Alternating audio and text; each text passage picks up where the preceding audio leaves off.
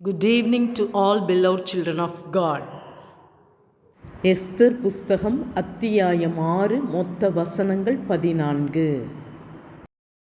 அந்த ராத்திரியிலே ராஜாவுக்கு நித்திரை வராதபடியினால் கால வர்த்தமானங்கள் எழுதியிருக்கிற நடபடி புஸ்தகத்தை கொண்டு வரச் சொன்னான்.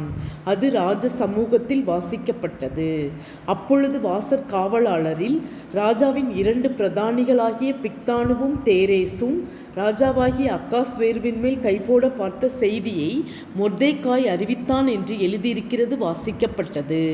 அப்பொழுது ராஜா, இதற்காக மொர்தெகாய்க்கு கனமும் மேன்மையும் செய்யப்பட்டதா என்று கேட்டான். அதற்கு ராஜாவை சேவிக்கிற ஊழியக்காரர், அவனுக்கு ஒன்றும் செய்யப்படவில்லை என்று சொன்னார்கள். ஆமான் தான் செய்த தூக்கு மரத்திலே மொர்தெகாயை தூக்கி போட வேண்டும் என்று ராஜாவிடத்தில் பேசும்படி ராஜ அரண்மனையின் வெளிமுற்றத்திலே வந்திருந்தான். அப்பொழுது ராஜா, முற்றத்தில் இருக்கிறது யார் என்று கேட்டான். ராஜாவின் ஊழியக்காரர் அவனை நோக்கி, இதோ ஆமான் முற்றத்திலே நிற்கிறான் என்றார்கள்.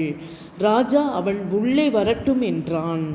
ஆமான் உள்ளே வந்தபோது ராஜா அவனை நோக்கி, ராஜா கனம் பண்ண விரும்புகிற மனுஷனுக்கு என்ன செய்யப்பட வேண்டும் என்று கேட்டான். அதற்கு ஆமான், என்னையென்று யாரை ராஜா கனம் பண்ண விரும்புவார் என்று தன் மனதிலே நினைத்து ராஜாவை நோக்கி, ராஜா கனம் பண்ண விரும்புகிற மனுஷனுக்கு செய்ய வேண்டியது என்னவென்றால், ராஜா உடுத்திக்கொள்கிற ராஜ வஸ்திரமும் ராஜா ஏறுகிற குதிரையும் அவர் சிரசிலே தரிக்கப்படும் ராஜ முடியும் கொண்டு வரப்பட வேண்டும். அந்த வஸ்திரமும் குதிரையும் ராஜாவுடைய பிரதான பிரபுக்களில் ஒருவனுடைய கையிலே கொடுக்கப்பட வேண்டும். ராஜா கனம் பண்ண விரும்புகிற மனுஷனை அலங்கரித்த பின் அவனை குதிரையின் மேல் ஏற்றி நகர வீதியில் உலாவும்படி செய்து, ராஜா கனம் பண்ண விரும்புகிற மனுஷனுக்கு இப்படியே செய்யப்படும் என்று அவனுக்கு முன்பாக கூறப்பட வேண்டும் என்றான்.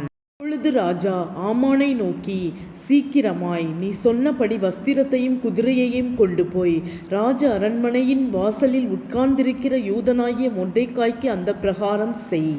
நீ சொன்ன எல்லாவற்றிலும் ஒன்றும் தவறாதபடி பார் என்றான்.